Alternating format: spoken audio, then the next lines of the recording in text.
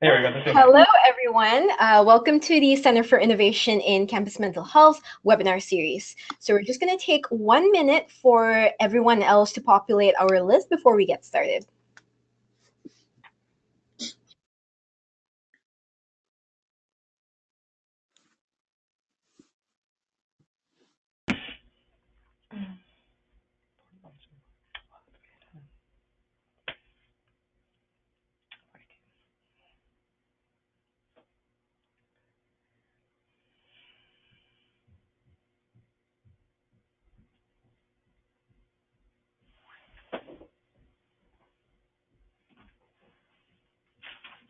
We're taking down these random things. Oh. I don't think you can see it. I don't think so either. Like that. Yeah.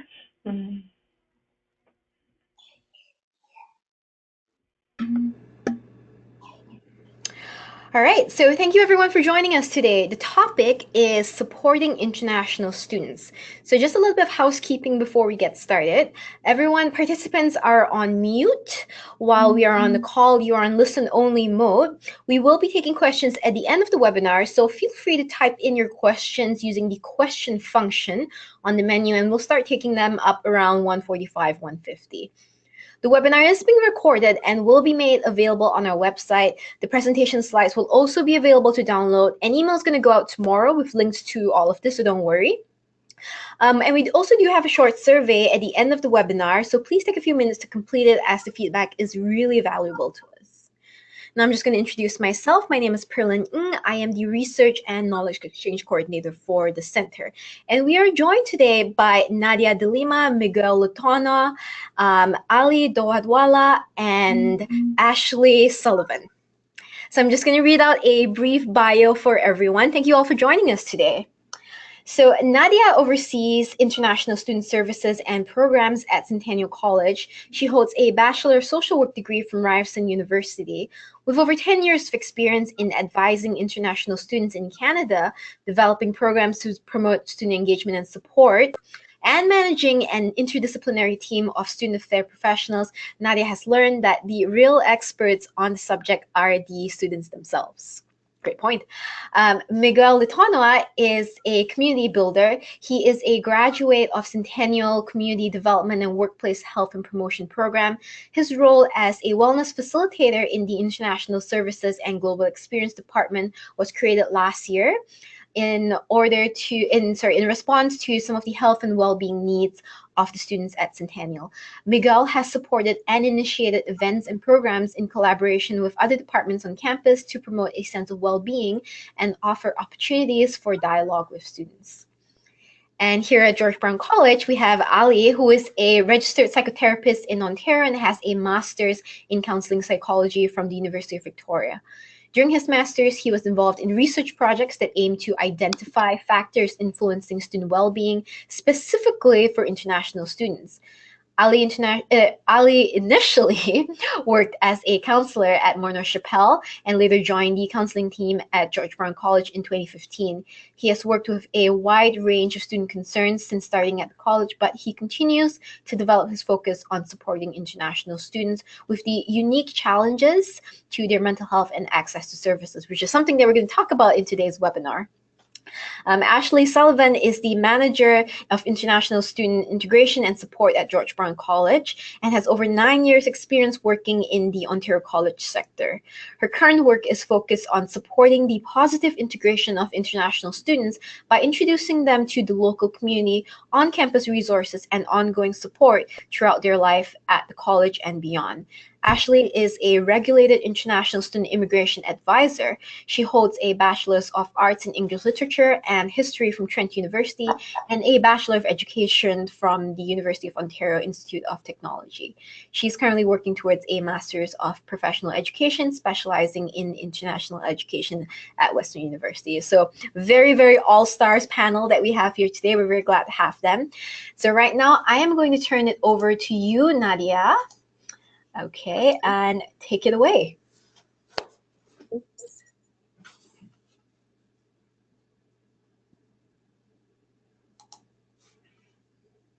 Ah, so cute. There you go. Awesome. Hello, and thank you so much, Campus Mental Health, for having us. My name is Nadia, and on the line with me, as well as my colleague, Miguel Lituana, who is our wellness facilitator. We are excited to share our thoughts and highlight some of Centennial student experience that are helping us shape our programs today. Hi, everyone. Glad to be here. Thanks, Miguel.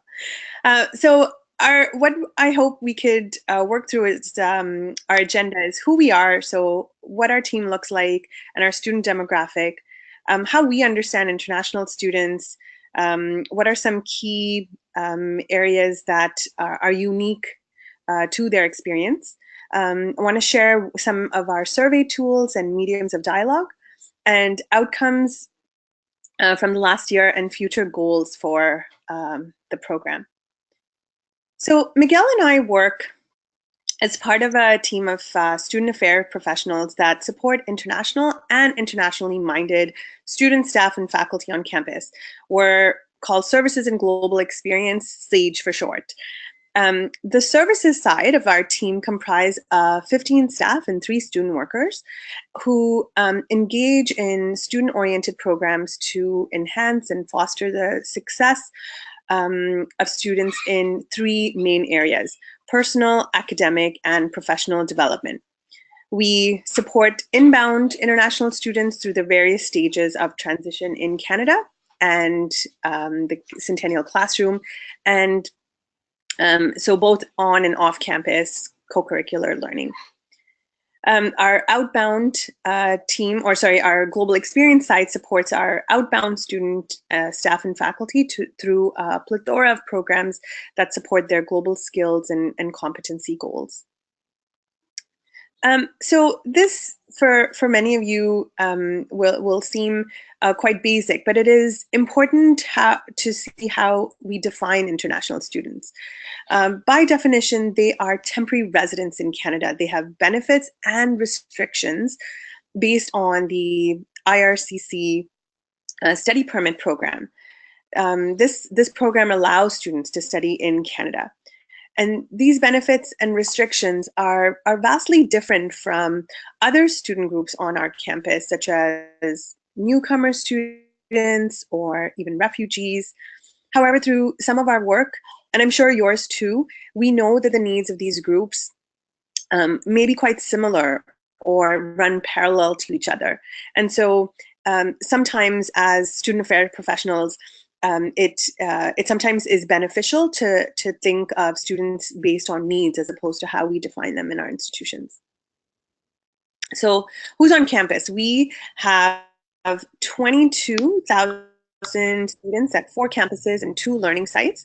It's quite large in all across the GTA, and out of the 22,000, 8,000 plus are international students from over 130 countries. And on the screen, you'll see our top 10 countries represented, top 10 sending countries for international students. So as I mentioned before, we have, we organize ourselves into working on 3 main areas of a student's experience: the academic, personal, and professional. For those of us who work directly with international students, this slide is not groundbreaking, right? Because we know that these 3 areas, regardless maybe of status, are things that students focus on. But what is unique to international students is the immigration piece and how it impacts every single decision that they might make while they're in Canada. Under each of these categories, we've listed areas that students sometimes struggle with and areas that they show much strength. Literature to barriers on health and the well-being of international students are quite well known, right? So we think of the initial barriers as culture shock, finance, family expectations and pressures, and other stressors that might be common to many different student groups, regardless of immigration status. However, we we do know that all of these contribute to their mental health and well-being. What has helped us really understand our student body has been opportunities where we have engaged with them in direct dialogue.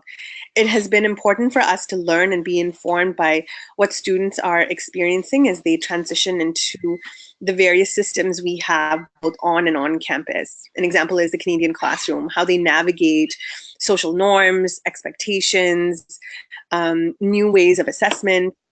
And so with this in mind, Miguel will now share some of the mediums of dialogue and inquiry we've engaged with on campus. Miguel. Awesome. Thank you, Nadia. Hi, everyone. Again, my name is Miguel Latanwa. I'm the wellness facilitator here at Centennial College. So some tools for dialogue. So we did a new survey for Centennial College students that focused specifically on health. That was when we engaged in spring 2016. It is also known as the National College Health Assessment. There were a few Canadian institutions that participated in the survey, and it has been helpful to draw similarities between in a Canadian versus North American context. We like to add that while the participants/responses was low, there was by no means this data was considered a benchmark. But we are glad that some of the results have sparked great conversations and collaborations on campuses. Our findings from this was the issue of homesicknesses through international students, the issue of nutrition, and also among students, the issue of loneliness versus depression with similar to what we found in results was to domestic students, it was a high, I would say, level of depression versus the high level of loneliness that was faced through international students. So there was also another surprising issue that most of the students among Centennial faced back pain, no matter what campus you went to, no matter what program you went to. So definitely an issue we had to take a look. We also engaged our international student group with one particular survey, the International Student Barometer, in addition, to the student engagement survey and or satisfaction that we do. This was really valuable. The International Student Barometer survey was quite valuable for us to gain a better understanding of our large, diverse group of students. Our latest survey highlighted that certain groups of students felt more connected to students of their own culture and heritage, regardless of status.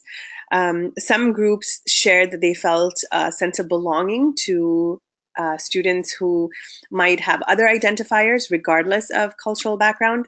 So students who identified as LGBTQ had a strong sense of belonging on campus.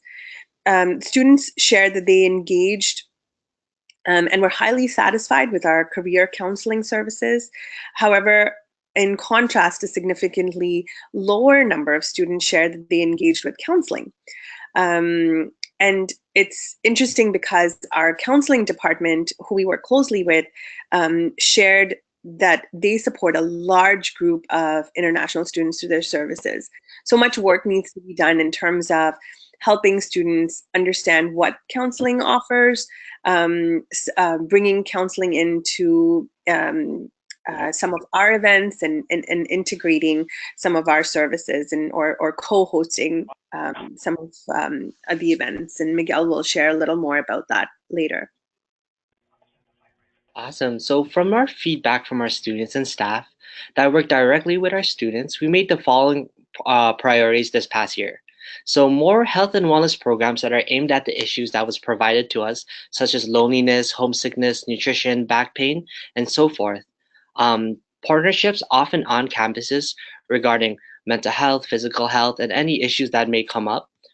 So I'm going to talk a bit about my role and how we address these priorities.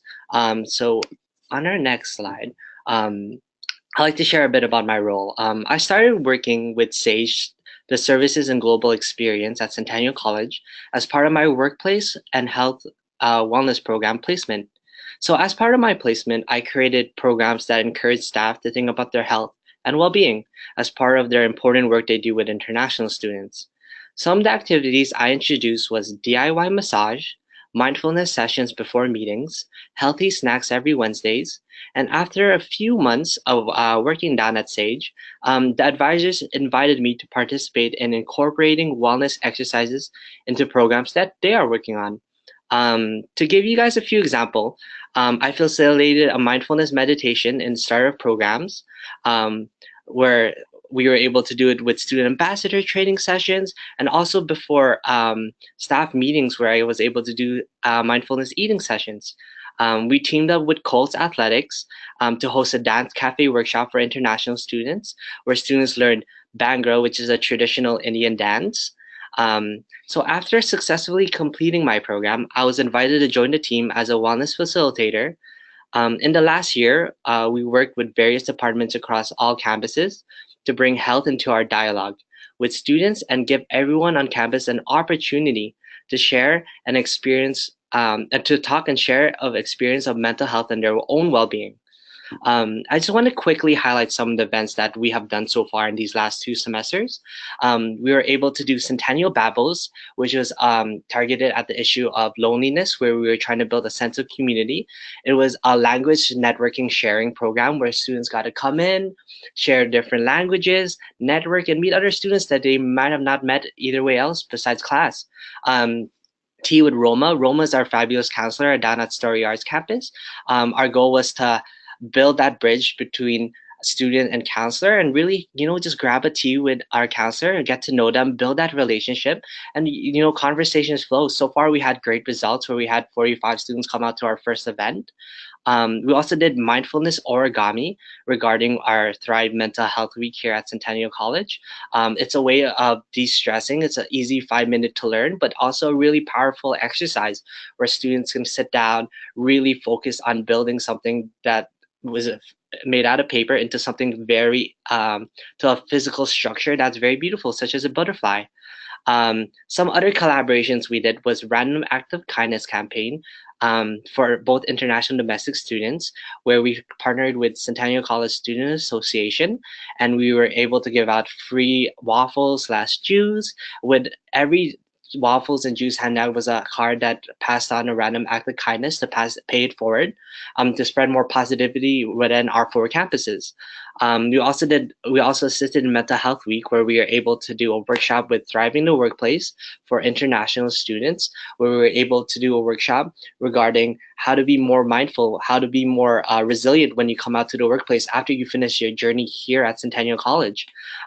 There's definitely going to be struggles not only within school, but also after school, finding a job, resumes, and so forth. So I would like to go to the next slide of the stories of resilience. I just want to highlight really quick about our new tool that we're using to engage students called Centennial.Journeys. It's a really cool page. You can feel free to check it out. It's on Instagram and Facebook called Centennial Journeys.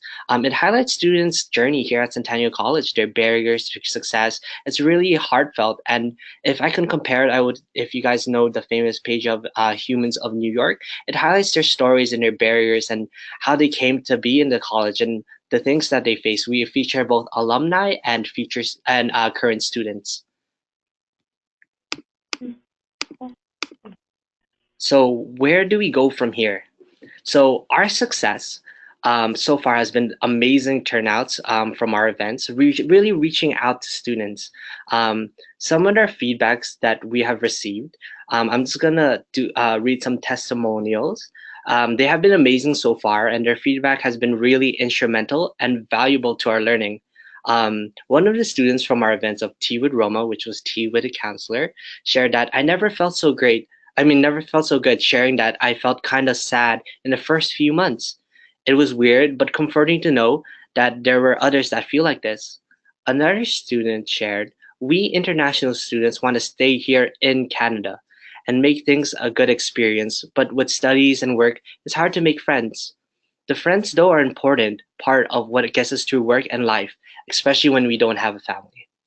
So our other access was partnerships and interests from on and off campus allies regarding the different departments within all our 4 campuses.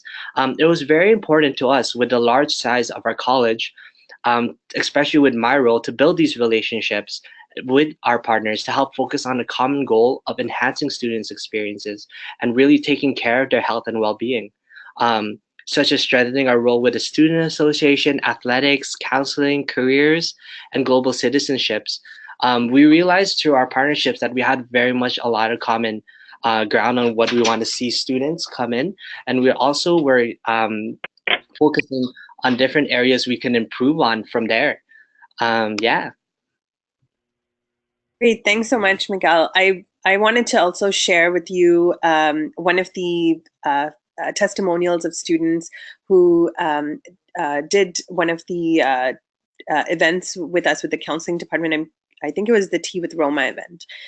She shared, I wanted to stay at home all the time and talk to my family back home. When I talked to them, I'd feel so depressed.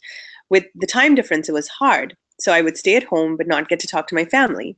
I joined the badminton team at college, and I would not have done something like this otherwise. At home, I was definitely not a pro, but here I realized it's not just a pastime, it was my lifesaver. So I just want to reiterate the partnerships that we've made on campus to be able to connect with our athletics department and do joint events, to connect with counseling and offer something as low key as tea, was really powerful and engaged students and gave them an opportunity to share things that they would probably not have in another social type setting. So thank you. I know we're going to take questions later, and thank you so much for listening. We wanted to also learn from you how you engage your students in dialogue about their health and well-being. But thank you so much from Centennial. All right, thank you, Nadia. And now we're going to go over to George Brown College. So, all right, over to you guys. Thank you. So welcome everyone. Again, good afternoon. Again, my name is Ali. I'm one of the counselors here at George Brown College, and I'm with Ashley here. And together we're going to discuss with you a bit about what we see as challenges international students experience, expanding a bit on what Nadia discussed, and then we'll go into some of the unique attempts we've tried to make to connect with students here and support them, and also talk about some cases. We actually have brought to you some real life cases of students we've dealt with and where we've seen the collaboration between counseling and international support services really helping the students succeed. So first I wanted to just acknowledge, I think it's really powerful to think about what international students do. They leave their countries to come study abroad. They leave behind their friends and families. They take the risk to study in a new country. And studying itself in post-secondary is challenging as it is, as we all know. And myself, I know from my own experience as an international student, how much I was excited to come to a new country. I actually studied in New Zealand for a period of time. But at the same time, I wasn't quite prepared for the struggles I faced in terms of isolation, not having a lot of awareness around the culture there, even though it was from a Commonwealth country. It was really an eye-opening experience for me to see that there were a lot more things than I was prepared for. And in my unique situation, because of some immigration issues and struggles, I actually didn't complete my studies there, and I had to come back to Canada. So I also know what can go wrong sometimes throughout anyone's fault, just life happening. And I also feel that's something that's drawn me towards working with international students to support them with the struggles they face. All right, I'm going to take over the next slide. So thank you all for joining us. We're really excited to see so many participants. So at George Brown, we have, I think, a unique model. I'm curious to hear from some of our colleagues in the audience where we have kind of collaborated with the International Center and the counseling office. And Ali is the international student counselor that is specific just to serve the counseling needs of international students. And we've worked together to team manage many issues. But some of the factors influencing international student mental health and some of the reasons why we have moved towards this unique model. And many of them, Nadia and Miguel have mentioned, because I think the international student experience is probably very similar from institution to institution. But these are the areas that we've really seen are major factors influencing international students to receive mental health care support. There's a couple that I'm going to focus on specifically. Nadia and Miguel mentioned about homesick and loneliness, culture, weather shock, language barriers. One of the main areas that we support students, or we hear a lot of challenges with, is with financial barriers. And for international students, there is a lot more restrictions on the number of hours that they're allowed to work off campus because of work permits. There's not as many funding opportunities available through scholarships and bursaries, just because of being an international student and not being able to apply for anything that is government funded. So we really try and help international students to mitigate those financial barriers as best we can.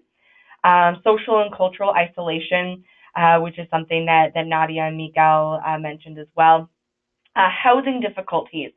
This is something that we see fairly often here at George Brown. We are an urban college located right downtown Toronto.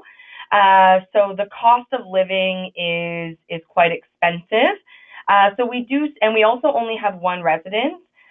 So some of our other colleagues may not necessarily have the same challenges in that respect, but we do see a lot of housing difficulties, and trying to make sure that our students are finding affordable housing, adequate housing, and kind of mitigating those legal, what are their rights as a tenant, what are the rights of a landlord, and making sure that they are aware of the rights and responsibilities and make sure that they aren't being taken advantage of. Cultural misunderstandings, educational system adjustments, racial discrimination, lack of support from peers.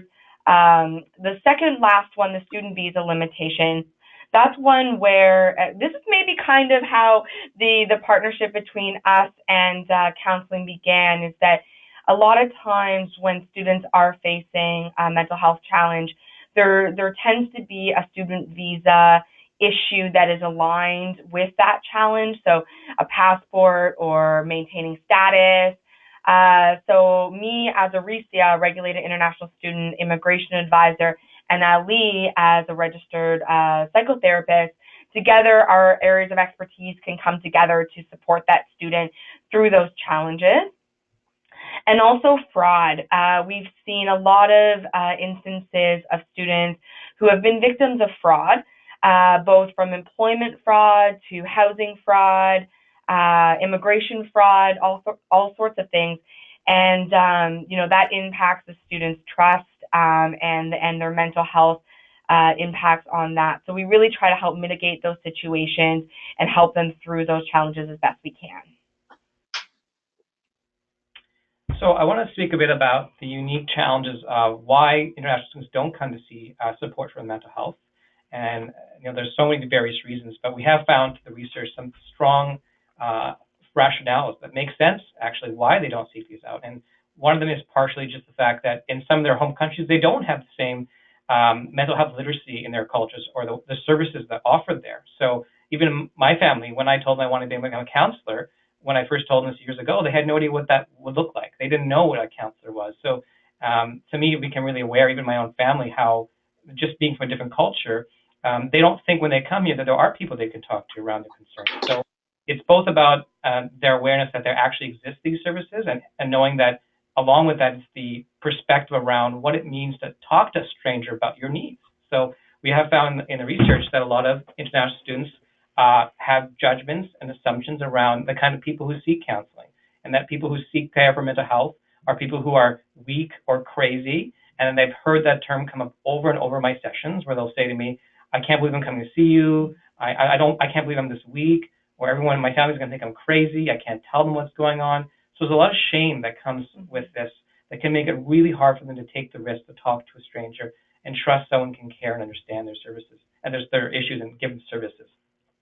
I think part of it too is that if they are from a culture that's different from the Canadian culture, the greater the difference between the counselor and the student, there might be more hesitation to feel like that counselor can't understand what I've gone through. They don't know what it's like for me and my cultural background. And so that can make them hesitant to expect that that counselor could try to understand, or that they may have some training in multicultural competencies. So that's another part, that even if they wanted to seek help, they might think, well, will that counselor really get me? Are they really going to get my situation properly? So these are already 4 major barriers.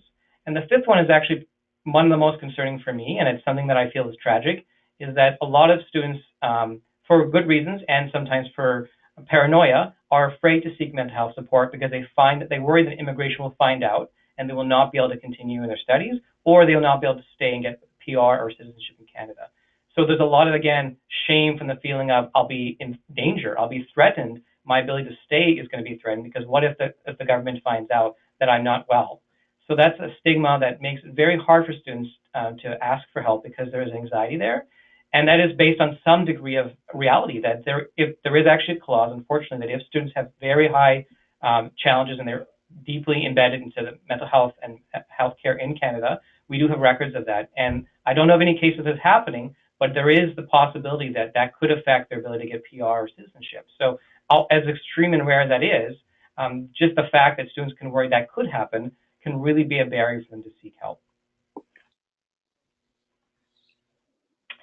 So some of the current strategies to increase access and awareness for mental health supports on campus that we are currently doing at George Brown is orientation workshops on mental health and stress management. So orientation specifically for international students is run through our office here in the International Center. But Ali is a major participant of our orientation component. So we offer two different types of orientation. We have one that's called Smart Start, and Ali does a breakout session. So all students who attend Smart Start see Ali in one of the breakout sessions throughout the day, where he talks about the mental health supports on campus, that it's okay to access those supports, some of the feelings that they're going to be going through over the next semester, kind of those high and lows, that in the honeymoon period at the beginning, then when exams hit in and things like that, and, that it's okay to be feeling that way, and what's on campus to support you when that does happen. Number two, we developed a pamphlet for counseling designed specifically for international students. Originally, it was a separate handout that we included in our orientation kits, but we've now incorporated it into our startup guide for international students that is given out to students at orientation. So orientation is different from Smart Start. And so when Ali comes to the second event at orientation, he discusses the information that is in the startup guide and refers to it. So again, students are seeing his face, talking to him, and then also knowing that there is the additional resources in the startup guide for them to refer to when they are not on campus or, over the weekend when they have a little bit of time to refer to. And number three is integrating counseling services into the International Center. So about 2.5 years ago, we started with a half day a week with Ali working out of the International Center. So at George Brown, we are multiple campuses and multiple buildings within one campus. And the reason behind integrating counseling services into the International Center was really to try and reduce the barriers for international students to access these services. We've seen great success on getting students connected with Ali, with him being here in the International Center. As I mentioned before, 2.5 years ago, it started out at a half day once a week. Now Ali is a permanent international student counselor who splits his time between the counseling office and the International Center. So he works out of the official counseling office as well as the International Center here at our St. James campus. And we've really seen success in having him here to help team manage the issues and the challenges that come up over the course of the semester, as well as helping breaking down barriers for students. They could be here in the International Center to see Ali, but no one else will know because it's not the counseling office. They could be here to see an international student advisor. They could be here for an event. They could be here to volunteer. No one knows why they may be in the International Center. And we've really seen that students feel much more comfortable. This is, again, anecdotal. We don't have any, firm research to back that up. This is all anecdotal, but I would say I've definitely received verbal feedback from students that they feel comfortable accessing these services from within the International Center. I think that's important that as we discussed, that there's that stigma. So our International Center is right in the front of the building. Students can walk right in, and within like less than 30 seconds, they could be at my office. And they can do that really quickly, and they just check in with the front desk. But there's that privacy versus going to the counseling office, which, again, it's private, safe space, but just for students who have that concern about what would people see me walking in to the counseling office, that gives them an alternative way to reach me and access services. Absolutely. So I'm going to build on a few other things we've tried to do here to keep working on how to improve our connection with students around mental health, and also to help them be more aware of ways to meet their needs. So about 2 years ago, I started doing these focus groups every semester with international students, a couple of times a semester, to sit with a small group, usually 5 to 10, and we invite the whole group, the whole international student body to come, and we just take a few at a time. And then I just check in with them and let them know a bit about me, and then ask them about what their experience has been like so far, and what are the challenges they've had with adjusting. And so what I find is beneficial about it is that students get to talk to each other and make connections. They get to meet me and get to see me as a counselor, someone who's approachable and they can connect with. But also I get to hear from them about what's working, what's not working for them. And then I can talk to Ashley and we can discuss what may be some changes we can make, or tweaks we can make, or new things we can bring up in orientation to make sure we're helping students be aware and prepared and supported for the challenge they face while they're on campus. Actually, an example of that, sorry to interrupt, but one of the feedback that we got out of these Let's Talk focus groups that has helped us change some of our program offerings was the feedback that students wanted more career support right from the first day that they were on campus. We collaborate a lot with our career services, but we did it more so after first semester, when students had already had the chance to get comfortable, maybe they're getting ready to graduate, and helping them find the careers beyond George Brown. But the feedback from students was that they wanted career support right from the get-go. They wanted support on finding part-time jobs, looking at their resumes, where are the places downtown that are hiring. And from that Let's Talk focus group and the feedback that we received from that, we've actually implemented those program offerings for students. This January, we actually began offering them before the semester even began. So new students could come on campus, meet with our career center, and start the job hunt for part-time jobs right from the get-go. Yeah, thanks for bringing that up, Ashley. And another factor that came out of the Let's Talk focus groups is identifying what are the kind of areas where they want more support. So based on some of the feedback we got, we started to create a tailored workshop specifically for international students on a couple of main topics. We have a lot of students who start in January, so we had a real strong decision to make a workshop for winter blues, how to support yourself struggling to adapt to being new to Canada, but also coming in the winter. So it's meant to be a bridge to talk about, what's it like to come to Canada and start to study here, but also to start infusing some mental health literacy and awareness around what are things to be aware of, what are ways you can cope and manage these stresses, and what are places you can come to for help. So all our workshops, none of them had the word mental health in them, but we made sure that we infused them with some mental health awareness, kind of sneakily, but just to plant that seed for them. The other workshops included something on, again, the importance of, they had such a strong eagerness to learn more about how to find work. So we had a workshop specifically on looking for work, part-time work outside of campus and on campus.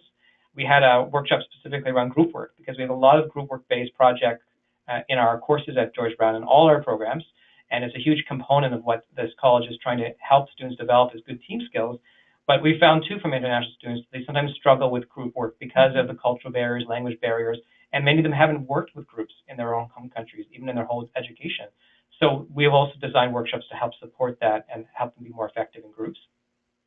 The last piece I want to speak to about ways we can also support students with mental health is looking beyond just the counseling services we offer at George Brown, but also knowing that to protect students' privacy and be adaptive to their needs, we're ensuring they have supports off campus. So Good to Talk, most of you will be aware of, is a free and anonymous multilingual telephone 24/7 service, so the students can always reach out and talk to someone privately and safely from the comfort of their own home. That could be in the weekends or the middle of the night. We've also partnered with 2 other programs. Tranquil is a nice, interesting social enterprise, but also startup enterprise coming through here in Toronto that's working on video counseling, and they have a roster of social workers who focus on offering mental health care remotely, from people's comfort of their own home. And they also have multilingual capacity. So they have multiple counselors who speak Korean and Japanese and Arabic. So again, if students would feel more comfortable speaking with someone in their own language, and that's something that these services can offer. Also, through our student health insurance program, we partner with Asperia, and they offer a student assistance program that offers counseling service as well, 24/7, through a crisis counseling service, as well as offering booked appointments with students in a location close to them. So these are meant to be complements to our services so that students, if they don't want to meet us on campus, or the hours don't work for them, or the language of our services doesn't work, we have alternatives for them that are free or low cost and offer that flexibility.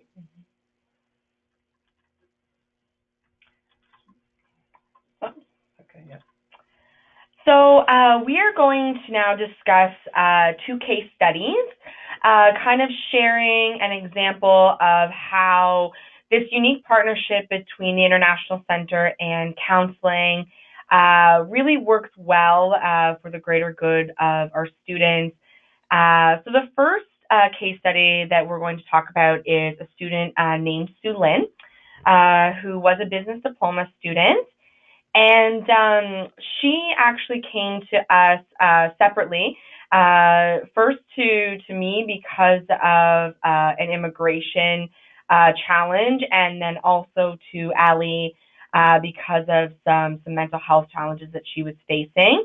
But she had a history of some family-related trauma, and that really led to a lot of shame and fear of accessing services. And she initially came to me because her study permit had expired halfway through the semester, which meant that she wasn't able to continue studying in that semester because she did not have the proper study permit. So she was, technically out of status, which means from an immigration perspective, the students are not able to continue studying. And when she came to me, and unfortunately, I was the one who had to disclose that information to her.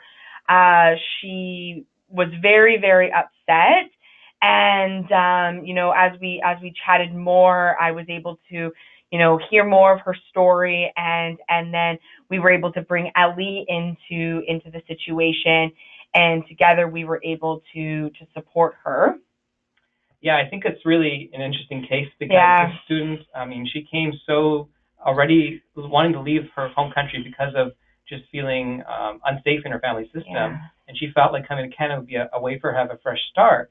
But I guess that's the challenge of mental health, is that when people experience trauma and it's not treated, it will follow you. And unfortunately, it caused her a lot of challenges with depression and isolation and conflict with others, making friendships, and with her studies. And in fact, her student visa expired because of depression. She just forgot, and she was struggling with her memory and her sleep at that time. And so because of mental health issues, she was not able to finish her application process in time. But because she came to us, both of us, we both worked together to support her, to understand what she was going through, to give her hope. And we were able to actually advocate on her behalf by connecting with, and this was a unique case, we actually had to contact her local MP, who then we were then asked to advocate to immigration services to have compassion for her situation, to give her a chance to renew, because she only missed it by 1 day. And thankfully, because of that, they were able to offer her that extension, and she was able to not only renew her study permit, but then continue with her studies, and she recently graduated. And because of her ability to get past the student visa piece, she continued with her studies. She felt very supported. She was able to start to go beyond just her regular anxiety around how can I continue my studies, but to focus on her own well-being. And in the time I worked with her as a counselor, we started to talk about other challenges she had with identifying her sexuality, who she was as a person, and exploring new relationships, things that she could never have done in her home country. And so that's another benefit, is that when students can feel safe and supported, they can actually start to grow as individuals and have an opportunity to explore new aspects of themselves that they didn't feel safe to do so in their home country. And this case study too is there were 3 aspects kind of this particular case study. Is there was the immigration piece, which is kind of what started the connection with her accessing services at the International Center, as well as counseling. But because of the expired study permit, there was then academic impacts. So she wasn't able to continue at that point in time, working with her academic department to get her back in when she had the new study permit, how that impacted her and her ability to graduate, and then also, the mental health and the self-discovery. And we were able to, together, Ali and I, able to connect her with the appropriate services, support her through her journey, make sure that she was well connected throughout her entire time here. And now she's successfully graduated, and she is one of our successful alumni. Yeah. So the next student we would like to speak to about is Sunil. He's a computer technology student. And again, he has come from a home system where there was a lot of trauma. He actually had a pre-existing addiction issue before he left his home country. And unfortunately, that addiction followed him to Canada, and it affected his ability to come to class, to maintain his well-being, and it actually caused him to have some impulsive reactions to things in his life that escalated to a point of him attempting suicide multiple times. And this became a very serious case because we were very concerned about how to reach him and connect with him, because we, as a service, as Ass and I both were aware of the situation. We both were trying to make sure we knew he was safe and struggled to make sure that we could support him, but we struggled getting connection with him because he wasn't always available. And again, partially because of his addiction issues and his impulsiveness, he had lost a lot of things. For a while, he didn't have a passport. He had lost his phone. He was homeless for a period of time. So there was a lot of just struggles with us making sure that as a George Brown student that we could also support him to be well, but also then return to his studies. Mm-hmm. And so together there was, again, passport, study permit issues, which fell into my area of expertise, and then Ali's area of expertise with his addiction and trauma, and getting him connected to resources on campus as well as in the community when possible. So together, the student is currently in his final semester. So we only have a couple weeks left of this final semester. So we're really hoping that everything goes well for the student. And again, it's an example of how together we were able to use our different expertise to support a student. He feels comfortable coming into the International Center and accessing the services here, and we're really hoping that we can see him walk across the stage in June. Yeah. And then moving forward, so as I mentioned, we have been working on this partnership with counseling for 2.5 years. We're really excited to see where it can continue to grow and continue to move forward in the years to come. So one thing that we've been trying to do this semester is we've been piloting walk-in office hours specifically for international students with Ali here in the International Center. So this is for students who, they don't need to make an appointment. Ali just sets a period of time in his schedule that we promote to students, that if they need a little bit of a check-in or to chat, they can drop into the International Center every Thursday between a certain period of time, and Ali will be available for them to talk to. So that's something we've been trying to do this semester. We are also launching a pre-departure modules in conjunction with orientation. So that'll be piloted for our May semester for a full rollout in September, hopefully. And one of the modules will be on mental health and wellness. We want to, plant that seed right from the student's initial contact with the student services here in the International Center, and know about the services that exist on campus, and start thinking about the ways that they're feeling and accessing the resources for both their mental health as well as their wellness, accessing the yoga on campus through our Peer Connect and things like that. So speaking of Peer Connect, we have a program that's called Peer Coaches, and through our Peer Connect program. Years ago, it actually started as a pilot between us and Student Affairs, where it was a mentorship program for new international students, where we were matching a high-achieving upper-level student with a new international student in the same or similar program for support, for mentorship. And through that small pilot that we started probably about 4 or 5 years ago, it actually grew into Peer Connect. And Peer Connect is one of the most amazing services on campus. It's open to all students. It's not just for international students. It's under our Student Affairs Department. But the peer coaches run wellness programming throughout the school year. They have therapy dogs in every week. There was Zumba last week. One of the peer coaches is a Zumba instructor, and he hosts Zumba lessons outside of their center on Fridays. Movies, games, mindfulness meditation, workshops yes, every week. Yes, they do amazing things, and we really partner a lot with them. This past January, we actually had the peer coaches working out of the International Center for the month of January. So as I'm sure is the case at many of your institutions, the International Center is very busy during the startup period. And the peer coaches there were acting as kind of a triage to make sure students were where they were supposed to be, but also just to talk to students, ask them questions, find out if they have what they need. What are they looking for? Are they trying to get connected? Are they trying to make friends? Are they interested in a club? And just engaging with new students to really help reduce that anxiety. Most of the peer coaches that were working out of the center were international students. Not all of them, but most were. And they had been in the new students' shoes, the semester before or the year before, and were there to engage with students to support them in that transition.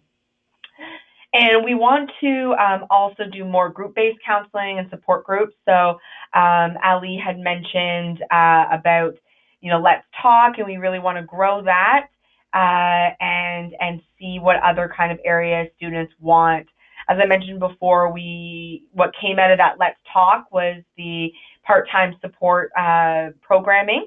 And we're interested to know what other ideas students have, because we really want to make sure that the services that we are offered are driven by students, that we're offering what they want, what they need, not what we think they need. We really want it to be driven by student feedback. So we're looking forward to getting that feedback from our students to really enhance our services and our programming. Thanks, Ashley. Yeah. Just before we turn it back to Perlin for any questions from the audience, I wanted to highlight the link at the bottom of this page, campusmentalhealth.ca. It's a project called Speaking Your Language. I believe it was run through Ryerson and the international team there. There was some research, and they wrote a great report, and I highly recommend you check it out. It's both a report that looks at international student mental health, but it's also a great toolkit they created that I really was quite impressed with, that highlights many different ways in which any organization post-secondarily can look at how to improve their services to their international students. So I really encourage you to look at that link and check out their toolkit and review it to see how it can be used at your campus and your location. Thank you. Great.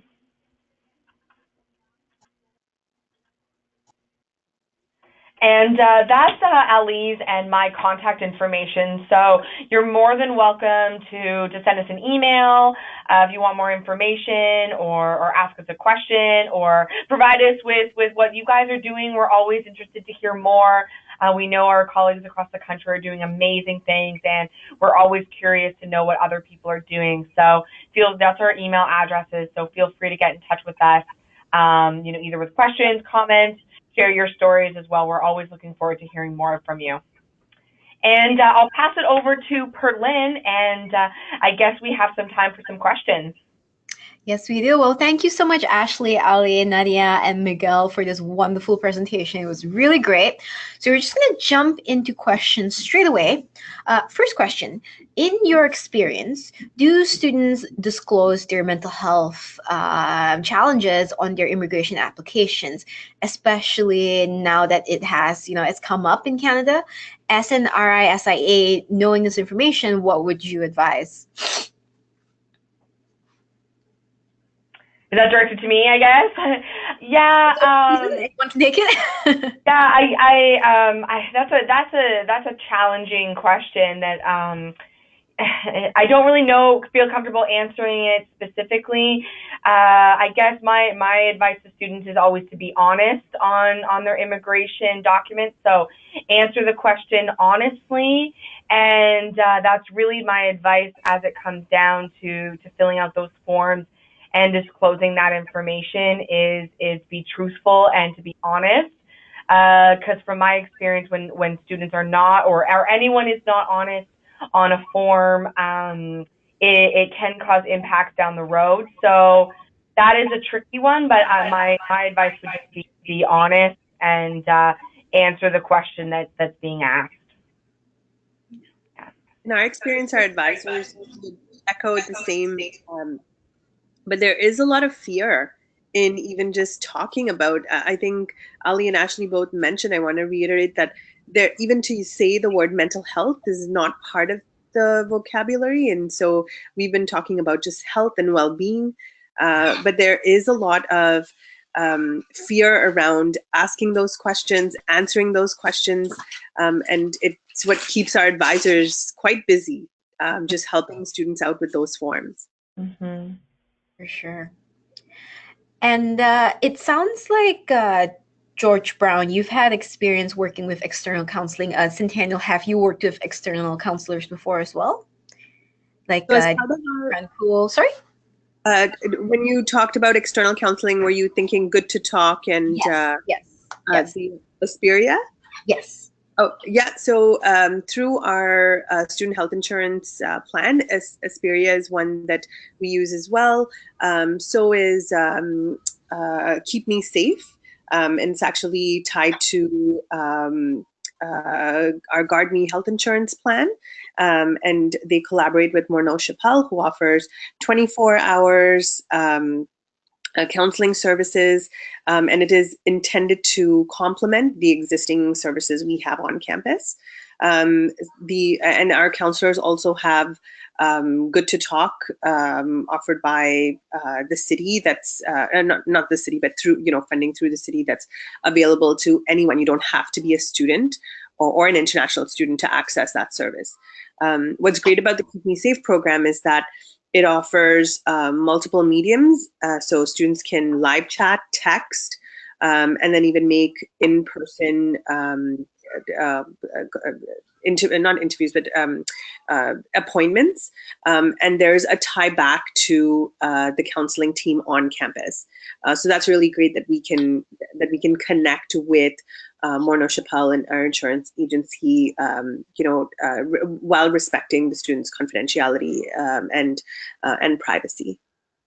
Yeah, so you've all touched on the fact that the external counseling complements the services on campus. How do you make that happen? That it links back to the counseling centers on campus, that the student, like, no one falls through the cracks when you're working with the external groups. That's a really good question. Whoever asked that, because that's actually a challenge we've had here, is that we want to always refer alternative resources to students, so they have options.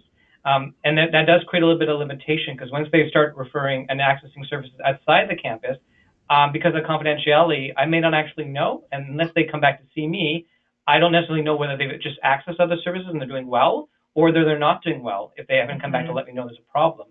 So one of the things we've also done at George Brown just recently is we've actually hired someone to help us do this well, because we've found both with domestic students, but even specifically with international students, that we have busy caseloads here. I have a lot of students to see that when a student is off campus or reaching services off campus, it's not always possible for me to connect with them to see how things are going. And so there's a concern that they are falling. So we have created a position called complex counseling role. So I'll be working with a position to help ensure that when students are very and we are very worried about getting care, and either the services on campus aren't adequate, or they provide non-essential services, but we actually have someone who follows them while they're around. That hope is that will fill the gap and bridge that concern and the risk of students falling off the radar and falling through the cracks, which is very much a concern. Because to be very honest, unfortunately for international students, is a lot of the community services that offer mental health treatment aren't open to them because they're not Canadian residents. So that means there's only a few options available to them. So it makes it harder for them to get the care they need. And if you're having mental health issues, you're more likely to get very frustrated and give up. So we wanted to make sure there was someone on our campus whose job was to case manage those high-risk students, both domestic and international. Also, following up what Ali has just mentioned, one of the additional barriers in accessing mental health supports off campus is the financial barriers.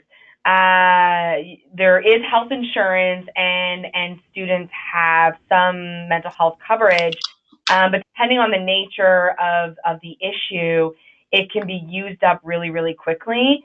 And that's another barrier that we have seen students experiencing, is just the financial aspect of having to pay for those services outside of their pocket, because they're not able to access the same, free supports or those types of things that maybe a Canadian or a permanent resident can. I think over the years we've gotten much better at being creative and knowing the services that are available for students, for international students, but that financial piece is still a significant barrier for sure.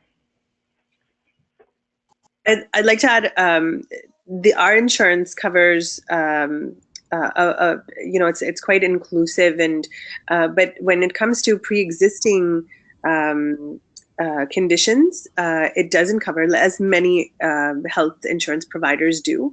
And so our students have even shared getting or accessing their ongoing medication for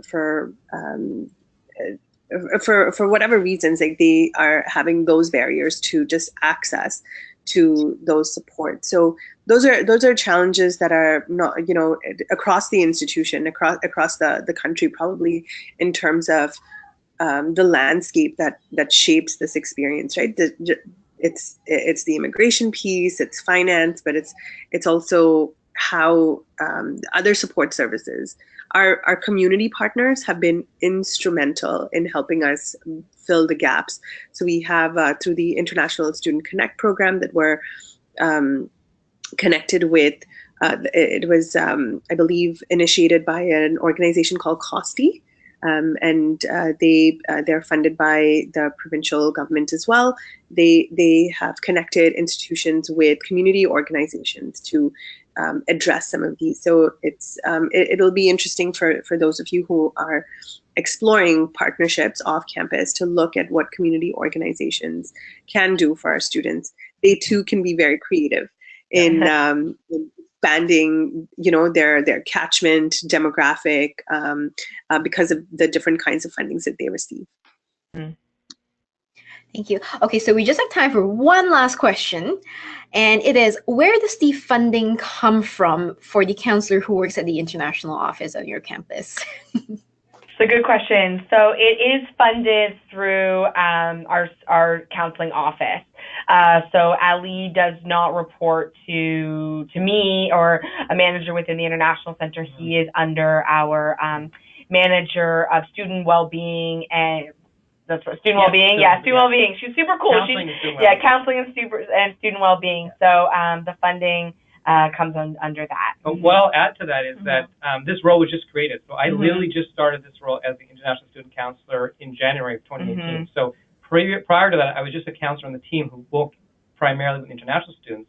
And what I tried to do in my role prior to being in this new role is advocate for the need for a specific international student counselor. And there's a lot of reasons for that. And that's partially because if you look at the trends of how enrollment's changing the next 10 years, domestic enrollment is decreasing and international student enrollment is increasing. We currently have over 400,000 international students in Ontario at this moment, and that's been shown to be projected to increase year to year. And we're definitely seeing the growth on campus here. So one of the challenges for all the colleges and the universities to recognize is that when they recruit international students, it brings a lot of money and opportunity for the student and for Canadian society to have those international students study here and maybe become citizens. But we have a responsibility to support their well-being while they're on campus, so both that they can succeed, but then they can become, if they choose to be, members of Canadian society. So I think that that's also important for the higher ups of each organization to recognize is that there's a trend here that needs to be identified. And I'm very grateful that George Brown has identified that we need to meet this growing demand for new international students and ensure that we have enough services for them. Thank you, Ali. That is a really great point. And if anything, I think that's probably the takeaway message from today. So thank you, all of you, for presenting with us today. It was a really great presentation and obviously very relevant. We have a lot of great feedback from people just coming in. Excellent, excellent presentation. Thank you. Thank you. And thank you everyone for joining us today. So before I go, I'm just going to direct you to our website, campusmentalhealth.ca. And in fact, it was on George Brown's presentation as well. And on that link, you can find lots of other resources, anything to do with post-secondary mental health, and also all of the recordings of our past webinars. You can also sign up for our mailing list there that we use to distribute our monthly newsletter, which contains all of the relevant news from the sector. And as for our upcoming webinars on March, we have 2 of them. And it's on the 21st, we have one on campus suicide prevention and postvention.